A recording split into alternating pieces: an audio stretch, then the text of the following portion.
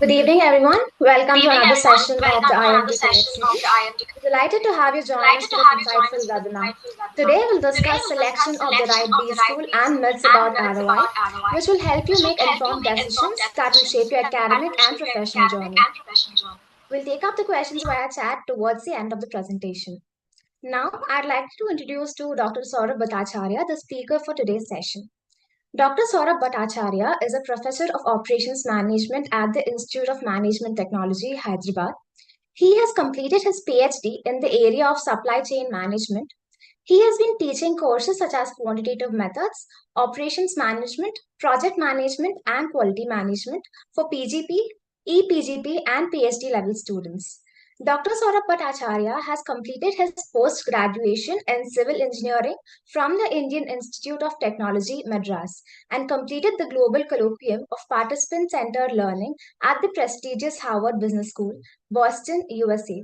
He has worked with L&T Limited, ECC division, on numerous construction projects and was mainly involved in the planning, designing, and execution activities of projects ranging from industrial electrification to highways and bridges. Sir will be sharing his valuable insights on the topic today. Over to you, sir.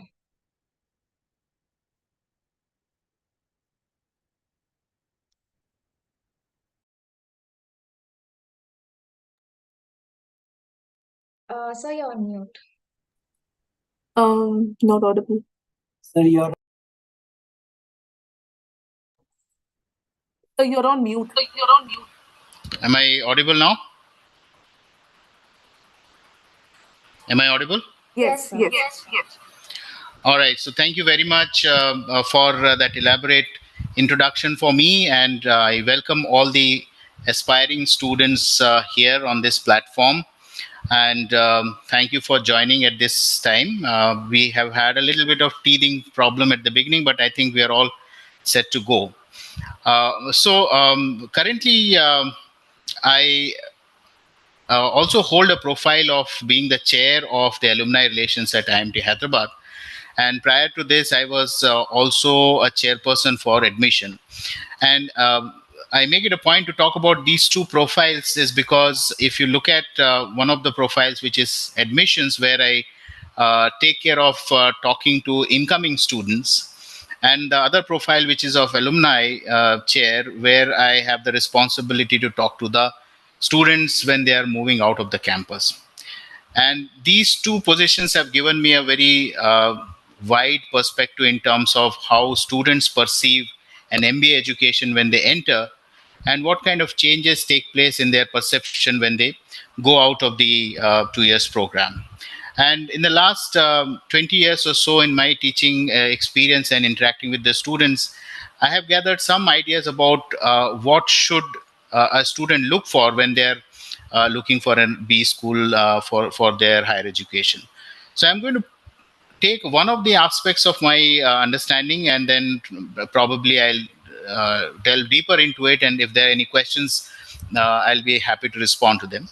So I have given the title of my presentation as Busting the Myth of Return on Investment when choosing a B school. And most of you who are joining from the other side as students or even as parents would agree with me that this is the ROI is one of the most important factors which you consider before selecting a B school. But my understanding and my evaluation here would be about how do you actually look at the ROI. To my understanding, many of these students who are calculating ROI have a very myopic view of looking at it. And I would try to put across some pointers which probably will give them more ideas about how they should look at return on investment. So first of all, let us try to understand what is return on investment. So if you look at, probably there are two definitions of return on investment that I see. One is what is the profitability of an investment? And the second one is that it's a ratio of the difference in the value of investment to the cost of investment.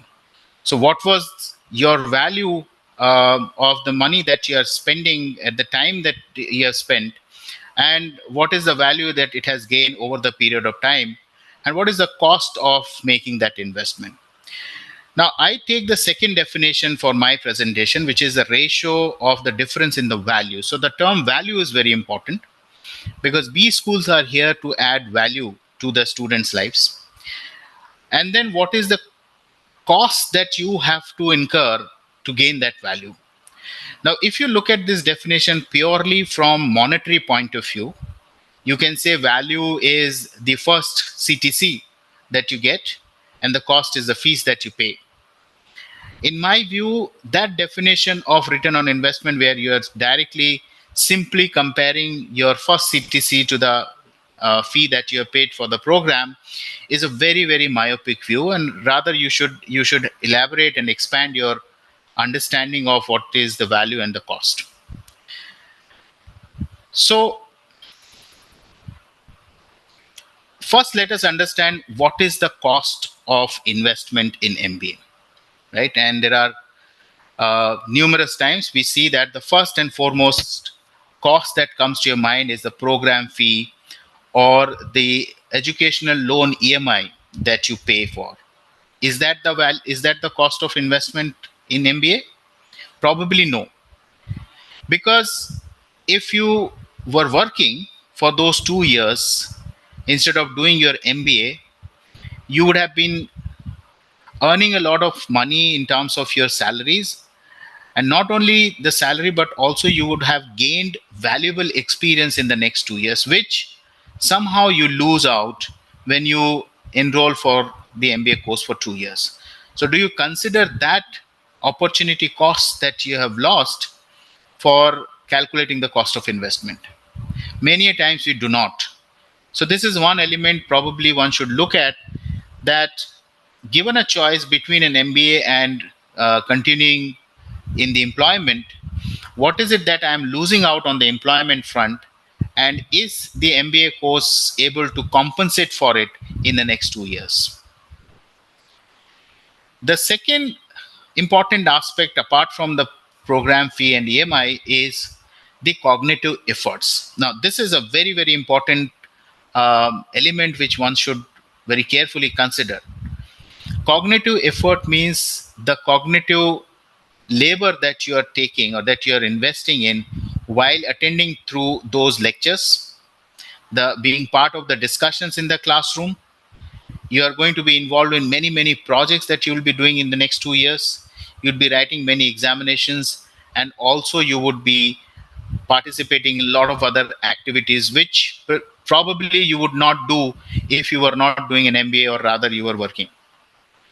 So your cognitive effort is a cost to you. It is a cost to you that needs to be considered before making any choices. Another factor that should be considered is the psychological efforts. So apart from cognitive effort, there is a psychological effort, because the MBA courses are not going to be very easy. They are going to be rigorous courses. There are going to be new courses for you. There are going to be new people that you will be meeting. There are going to be new pedagogical tools that you will be using. And in some cases, even the entire way the program is handled is completely different. So for few students, this entire exercise is going to be a very, very overwhelming exercise, which might put them under a lot of stress. So that is a cost. The stress that you will undergo throughout the 2 years period is a cost that you have consciously decided to incur by enrolling into an MBA course. The second part is the expectation of the program and the individuals, which will create some kind of a psychological changes in you. So good programs of MBA are going to be quite demanding in terms of your efforts, in terms of the quality standards, in terms of the cognitive standards, in terms of your analytical thinkings, and at the end of the day, in terms of comparing your performance with the other students who are your peers. Your family members may also have certain expectations from you in terms of how well you will do in your MBA course. That will create some kind of psychological changes in you, especially in the very first year. How do you manage time? In MBA, you are not going to get activities in a linear fashion. The activities, the tasks, the projects are all going to come to you in a very, very non-linear fashion. Sometimes you may end up spending a lot of time, even nights, even the full day, to make sure that the projects, the assignments, the activities that you are assigned are completed in time. At the end of the day, you only have 24 hours with you. So you will have to learn how to manage your time and at the same time be able to do a satisfactory work with the type of expectations the faculties and the institute might have from you. And the last but most important is, how do you survive the failure? You have to learn to survive the failure. You're not going to be successful, you're not going to succeed in every endeavor that you take during your 2 years program. There would be instances where you will fail. There'll be instances where you will miserably fail. And I'm giving you these inputs from my practical experiences of dealing with the students, especially in the very first year. So it becomes very important for you to be able to survive these failures. So you will have to make conscious efforts to overcome these stresses, overcome the expectations of the people, overcome the difficulties of managing time, and overcome the difficulties of surviving the failure. That is a cost. So if you look at the cost of investment in MBA, it is not only limited to your program fee.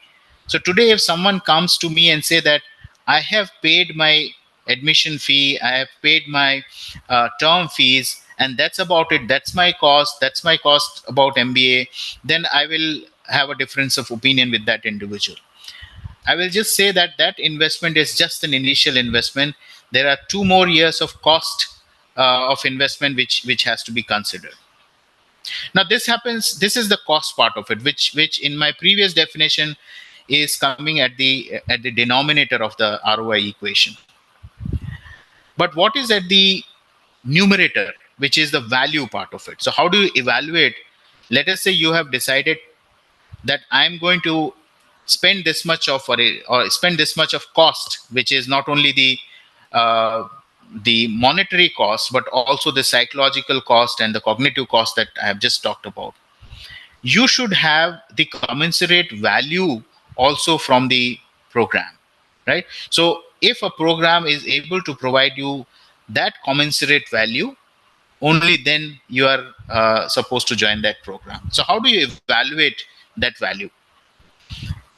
So of course, one of the first criteria for evaluating the value of a program is, does the program offer you an opportunity of landing a job, right? Whether one believes it or not, landing a job is foremost objective of an MBA student from the program. There are, even now in India, there are very less number of MBA colleges where the students go for not landing a job but getting into an entrepreneurship route. Those type of colleges, those type of institutions, as well as those type of students are very, very less, right? We are making inroads in those directions, but I think we have a lot of miles to cover before we can truly say that we are not only giving you job, but we are giving you entrepreneurial inputs where you can have your own enterprise where you can employ people. So landing a job, obviously, any MBA program, if you look at all across the world, MBA graduates have relatively more job prospects than graduate without an MBA. That is a proven fact. The data says that MBA graduates have more job prospects than people without an MBA. But of course, people may come here and say that not everyone does an MBA, still they get a job. Of course, that's true.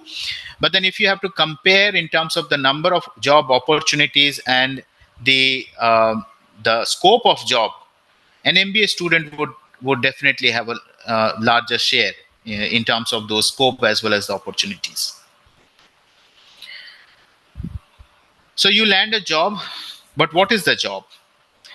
So then you look at the salaries offered by the job by that particular company or in that profile.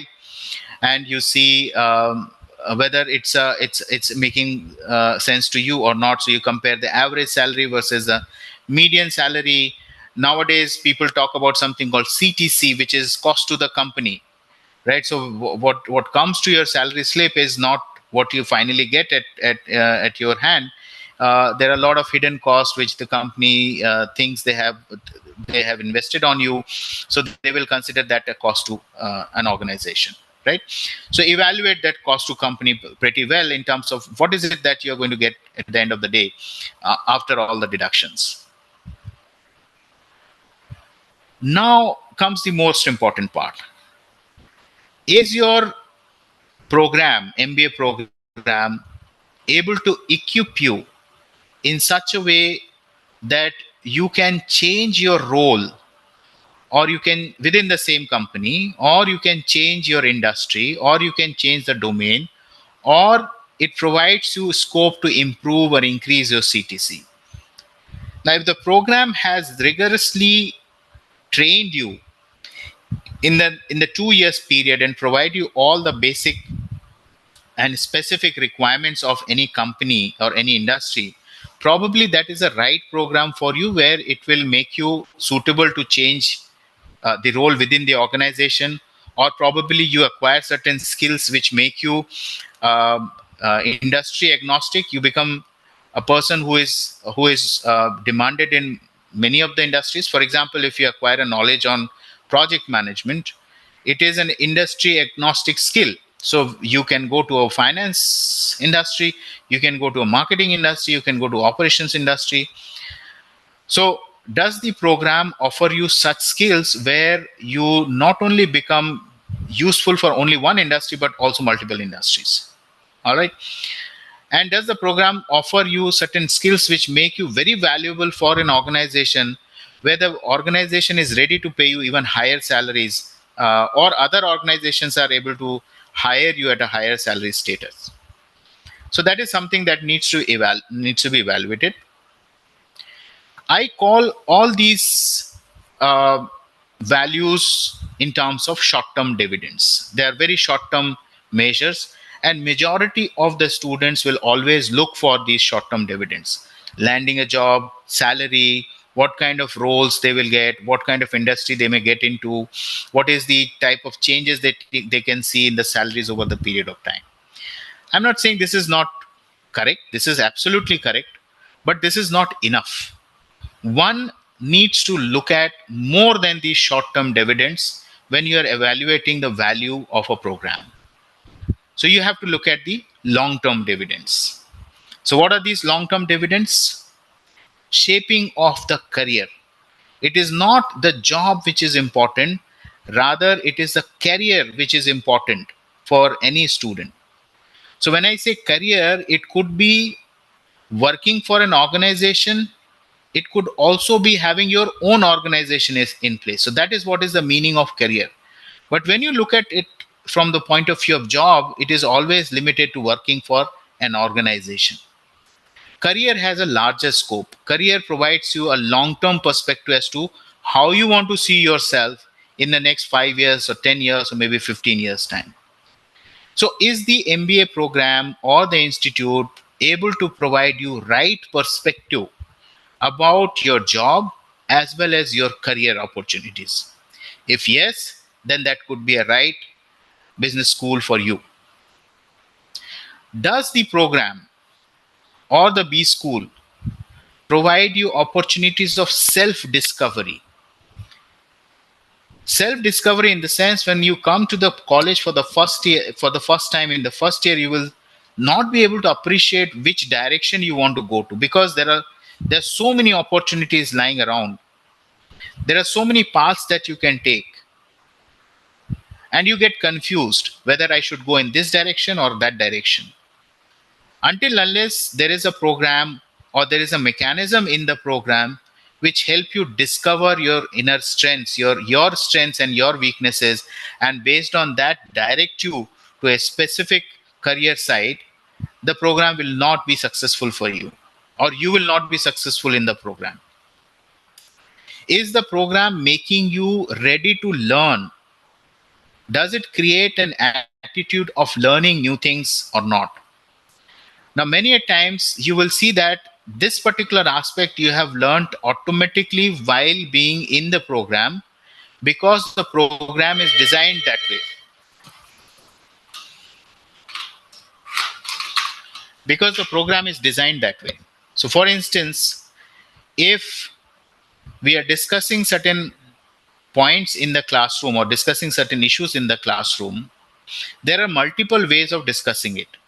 One of the ways is that I, as a faculty, go and teach everything and come out of the class.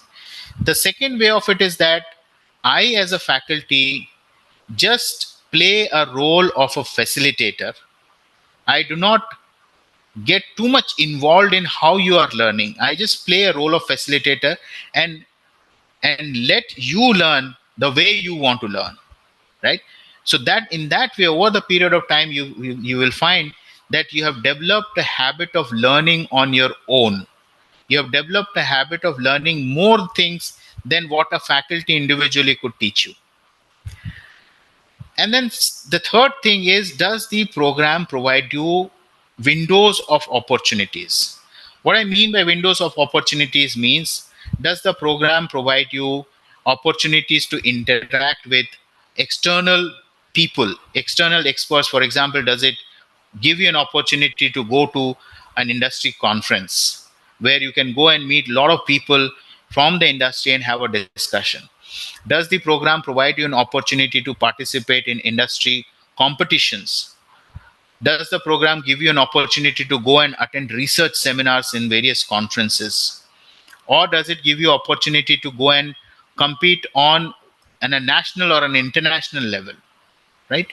So if the program provides you those opportunities, you have more things to learn across various domains. Does the program direct you to learn certain things deep into one domain, or it gives you a bird's eye perspective of all the domains put together? Right? Both of them are correct. I'm not saying that any one of them is correct, but both of them are correct. But there should be a right balance between the depth as well as the breadth of the knowledge that is, or opportunities that are coming your way. Does the program provide you enough opportunities to develop your knowledge and skill sets? Does it have mechanisms to acquire new skill sets that are being practiced in the industry and translate that into the classroom? So, for instance, these days there is a lot of discussion about chat gpt and its nuances. A good program or a good teacher, a good faculty would be someone who would adopt the chat gpt in the classroom teaching, and instead of demonizing chat gpt, will take the best part of the chat gpt and take that as a learning tool. Does the program provide you the skill sets which will equip you from the right, from the from the word go for the industry? And do you have enough knowledge? That's also another important issue. Skills alone will not work until unless you have the deep domain knowledge about any domain, whether it's a domain of operations management, supply chain management, or finance or marketing, any which domain you consider.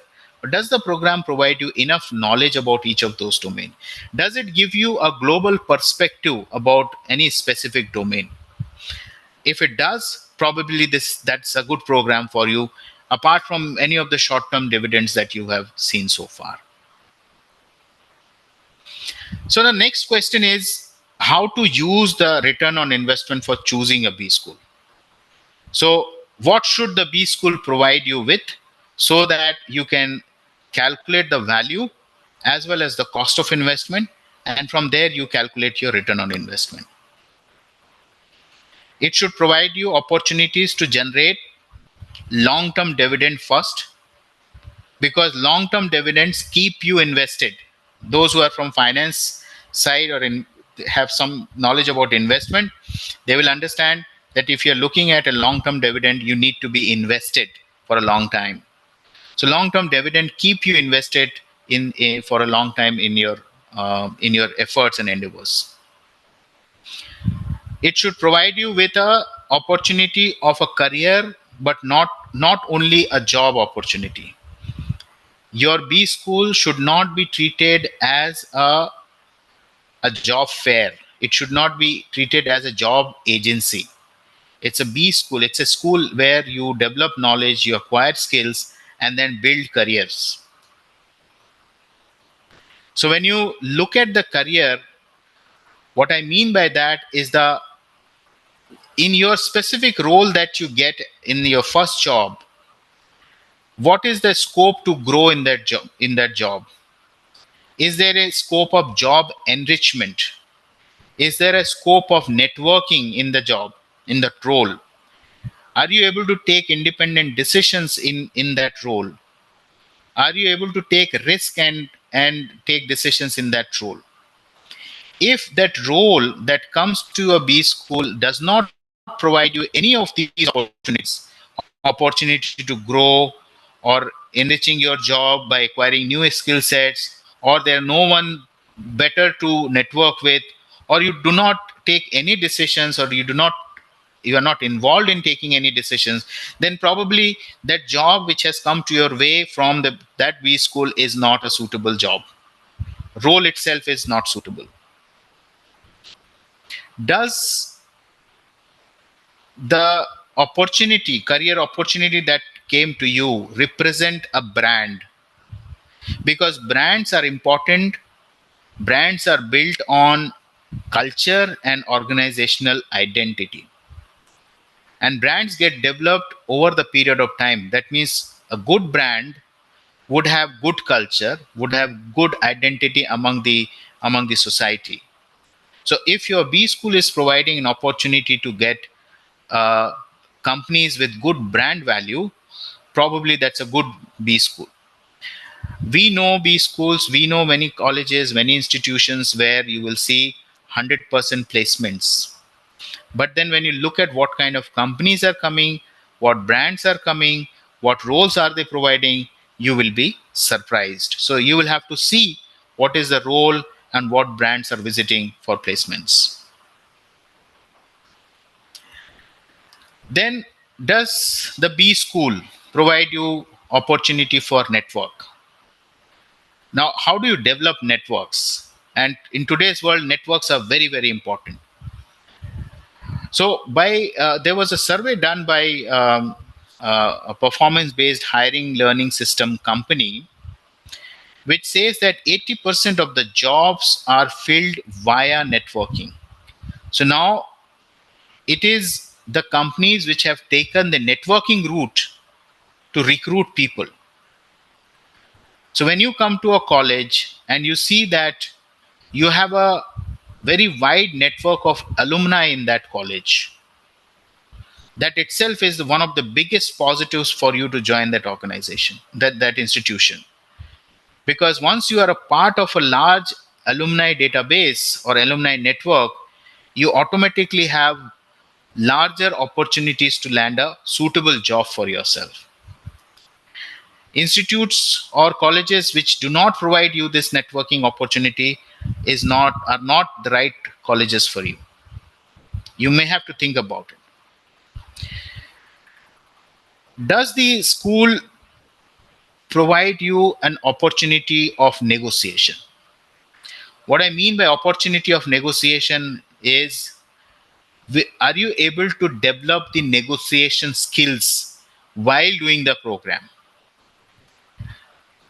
And negotiation skills are one of the very important soft skills one can think of developing, because at every stage of your career you will be negotiating, either with your customers, with your employers, with your subordinates, with your family members.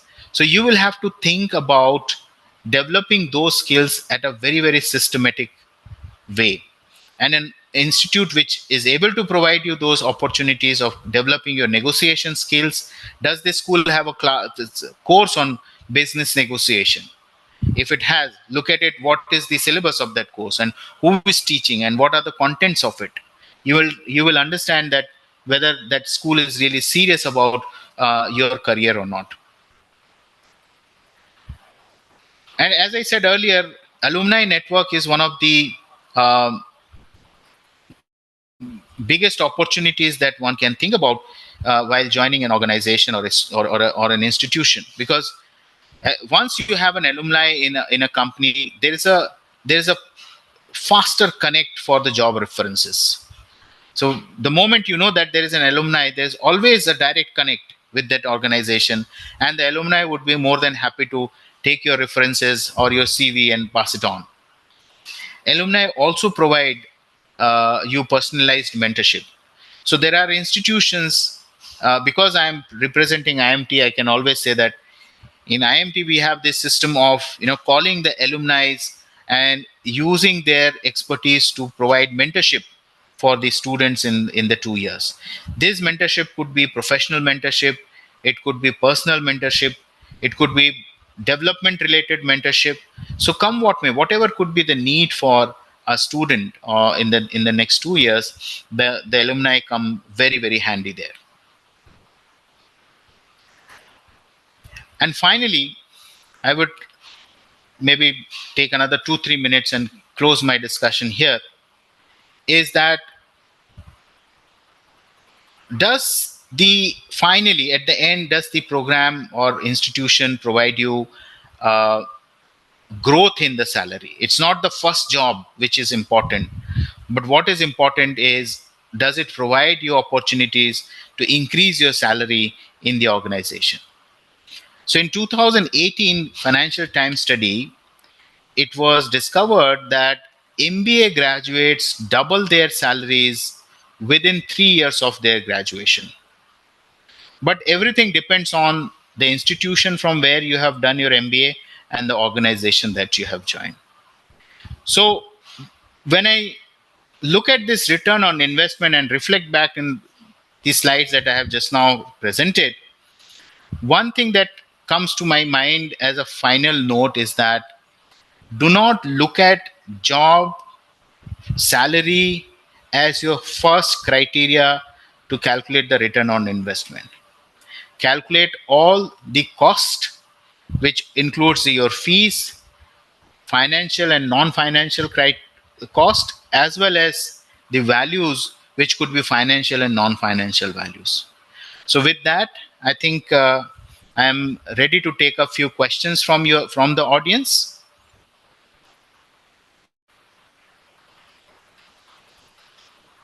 Are there questions here? Is there anyone who will look at the questions and direct? Yes, sir. One of the questions we got is, should a strong alumni base also be taken into consideration while choosing a B school? Yeah, so I think I have already mentioned this point. When you look at the value of an organization or a B school, alumni network plays a very very important role.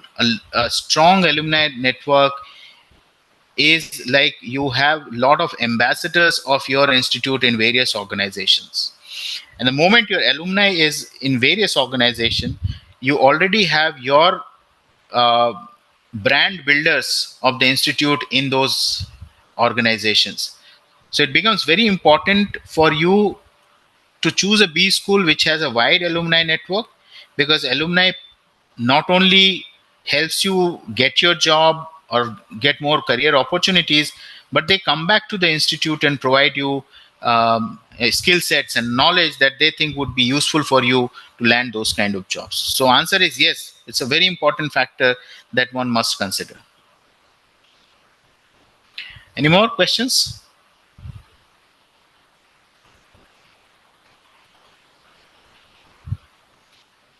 Yes, sir. There's one more question. Yeah. How should I choose upon a specialization? What should I keep in mind while choosing a specialization?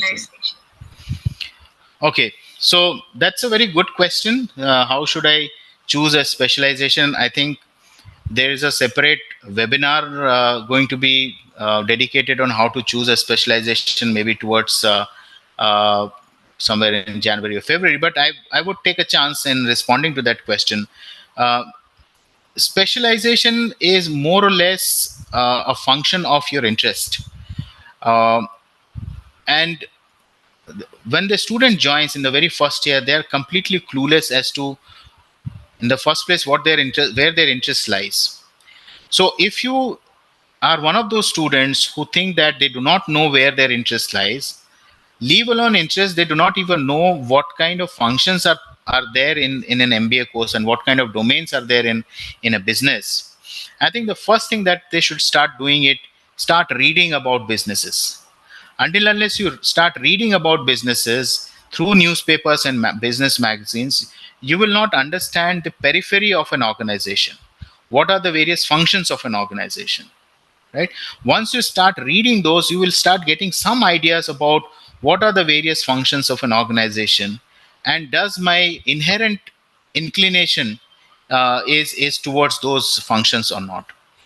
And of course, when you reach an B school, much before starting your course in the B school, probably you should start talking to the faculty members of those B schools.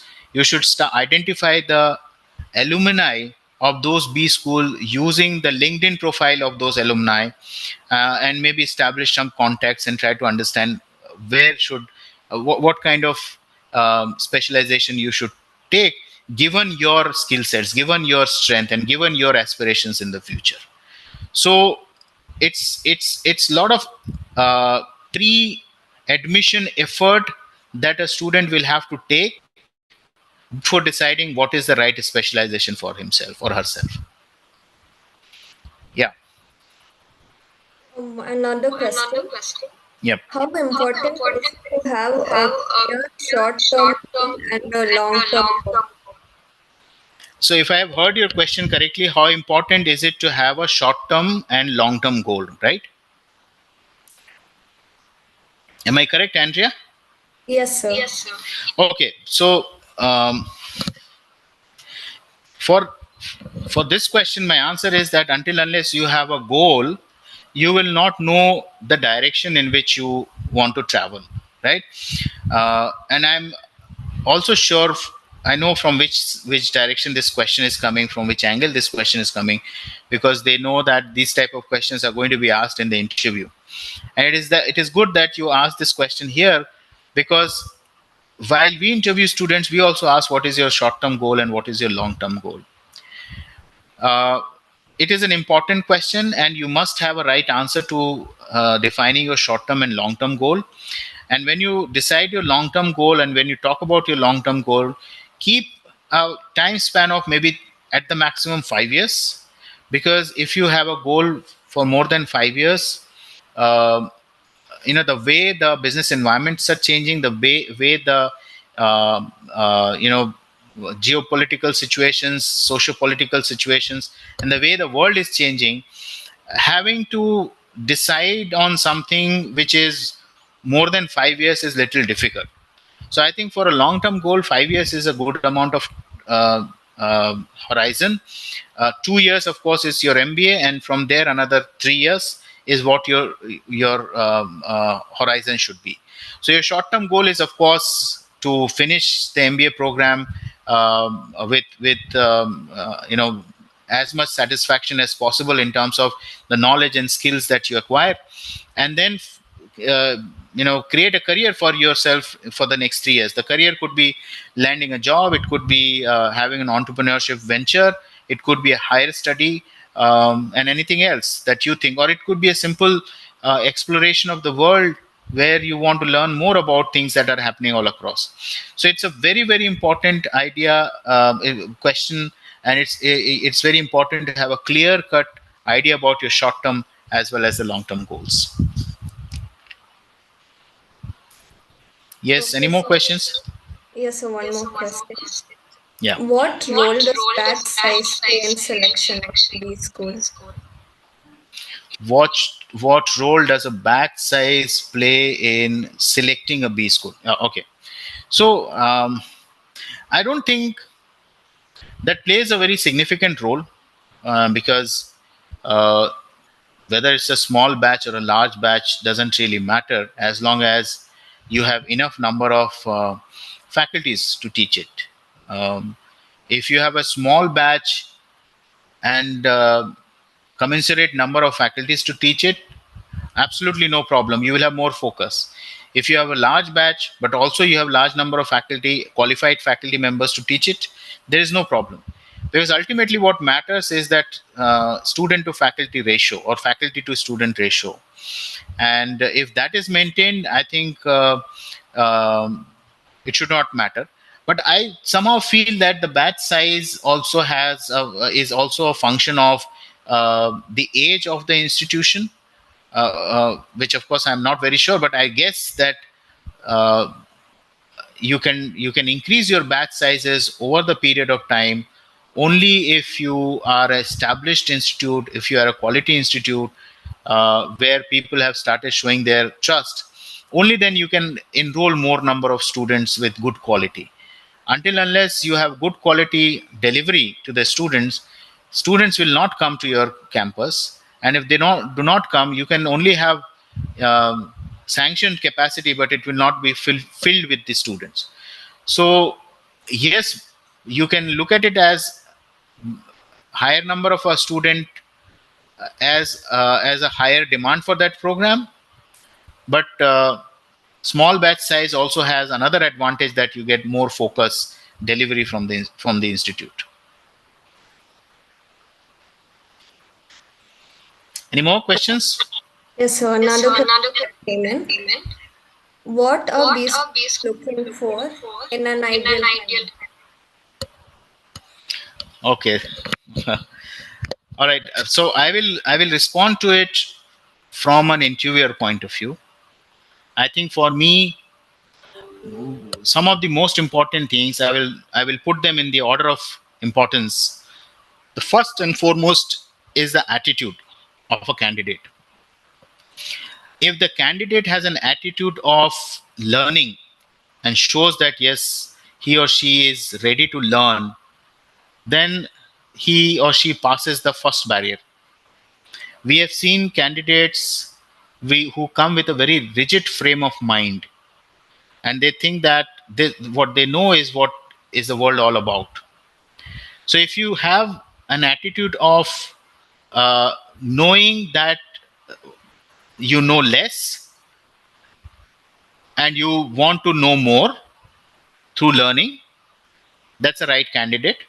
That's the first criteria that I would look at into a candidate. And then how do you reflect it to an interviewer that you have an attitude to learn? Is by uh, demonstrating that in the past you have um, acquired different types of skills by enrolling in different types of programs, right? And you have not been a student who has only done one type of work. Let's say you are an engineering student, so you did engineering, nothing else. That says, or even if you have done engineering, within that you have acquired multiple skills, that will reflect the attitude of learning of the student to the interviewer. So that's the first thing. The second thing, of course, is your um articulation and comprehension of what you have done so far. If you are a BA student, BA art student, or student from a humanities background, or a student from an engineering background, or a student from commerce background, you should know your field well. So if you have done 4 years of engineering, you should know engineering. You should be able to respond to questions on the subjects that you have already studied. That tells us that how serious you would be in the courses that you would be taking in the next 2 years. Because your past is a reflection, somehow, is a reflection of your future actions. So if you are serious during your undergraduate course, we can assume that you would maintain the same seriousness in the post graduation also. That's the second thing. And the third thing is somehow your emotional balance is something that we would be very, very cautiously looking for. So what I mean by emotional balance is, how do you deal with failures? How do you deal with criticisms? How do you deal with issues around you, social issues around you? Do you have any perspective? Do you have any opinion, your own solid opinions which you can defend? So if you have these three skill sets: attitude to learn, knowing your subjects well or knowing your domain well, and then the third one where you can have your own opinions, you can craft your own ideas, you can defend your arguments. So those are the things that we will be definitely looking at. Any more? Yes, sir. There's one more question. Yeah. If ROI is important to a student for selecting a B school, then shouldn't the students take into consideration the long-term ROI rather than only the short-term ROI? Yeah, exactly the point I made. So I would not say that it's a 0 and 1 answer, that you leave at the cost of the other. What I'm saying is that look at both together. It's not only the short term ROI. Short term ROI is also important. I would not say that it is not important at all and only look at the long term ROI. Short term ROI is also important. Long term ROI is also important.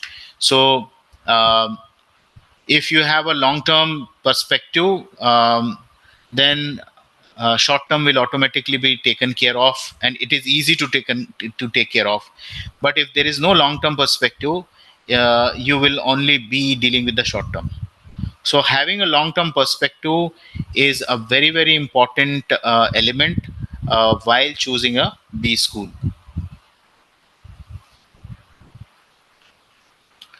Any more questions? Yes, sir. Yeah. So, how should I decide upon a specialization? What should I keep in mind while choosing? I think I have already answered this question. How should I decide on the specialization? This was, I think, the second question that was asked. Yes, sir. I'm sorry. Any more questions? Yes, sir. So, what factors should students give importance to? How much importance should factors like curriculum and faculty be given for the selection process? Okay, selection of the B school process. Yeah. So, very, very good question. So, there are multiple factors. Uh, and I think the most important criteria, most important factor of any B school or any institute, whether it's a B school or non B school, is that who is educating you there. The faculty plays the most important role in shaping your career. So if you are choosing any B school, I think you can blindly look at a B school which has got very prolific faculty members. Now, if an institute is able to attract prolific faculty members, that means the institute is good. Otherwise, faculty members will not go to a school. Faculty members themselves are highly trained, they're prolific researchers, they're highly educated individuals. So when they select a B school for employment, they will select a B school which meets their standards, their quality standards. So if you want to understand the quality of a B school, look at the quality of faculties who are working there. What are the measures of faculty quality? The measures of faculty quality could be their research areas, what kind of research they are doing, what kind of consultancy work they are doing, what kind of education background they are coming from. Those are the measures of faculty quality. Okay. Once an institute has a best quality or good quality faculty, the institute itself is good. Right. So that's the first and foremost thing you should look at. Second thing, probably you should look at is what is the base of alumni network. Of course, with new institutions, this could be a little an issue because they may not have so many alumni. But if there is a choice between an institute which has wide alumni network and one with a low or a less number of alumni network because of the age factor, given both the institutes have great quality faculty members, I think you should go with the one which has higher or a larger alumni base. These are the two factors that you should look at. The third factor, which automatically will be in place if there is a good faculty and good alumni, is the curriculum. Right. So if there is a good faculty and the institute has a good engagement with their alumni and the industry, the curriculum will automatically become an updated and relevant curriculum, and which will be delivered to the students. So a good faculty will not teach you a curriculum which is an outdated, or an institute which has very diverse network of alumni, and which takes the input from the alumni and the industry, will not have an outdated curriculum in place, right? So if you look at B schools, across B schools, it will be very difficult for you to compare the curriculum, because most of them have almost the same curriculum. What difference comes in is how that curriculum is delivered inside the classroom. And who makes that difference? It is the faculty who makes the difference. So I think, without any doubt, faculty is the first criteria, alumni is the second criteria, and curriculum, which is the byproduct of these two, is the third criteria. Thank you, sir. We have one last question. Do you think choosing a B school only based on ROI is a good approach? I think my entire presentation was um, shouting out loud, saying that having an ROI as only criteria is not a good approach to select a B school. Um, you should look at the value that the B school is adding to you in the 2 years, and how is that value going to sustain in the next 5 years or 10 years after you pass out. You also have to see, for example, we take a lot of pride in saying that once our student passes out, becomes an alumni, they always come back to the institute, and they want to give back to the institute, because they think that the institute has added a lot of value to them, and it is their duty to come back and add value to the institute. So short-term ROI will never result into such engagements. I think as an institution, if we have instilled this long-term ROI perspective into the students, when they become alumni, they come back to the institute and start giving back. So I think answer is no. ROI should not be the only criteria. You should have the long-term value into your perspective. Okay, so thank you. That was the last question. All right. Now, as we wrap up, thank you for all your active participation in this webinar on selection of the right B school and myths about ROI. Special gratitude to Dr. Saurabh Bhattacharya. Thank you, sir, for sharing your expertise and making it insightful for our students. Thank you so much, and I think I have been able to keep the time in mind. Is I think almost 1 hour, and thank you everybody for joining. I wish all of you a very good luck, and hopefully some of you I'll be able to see in my classrooms. Thank you very much.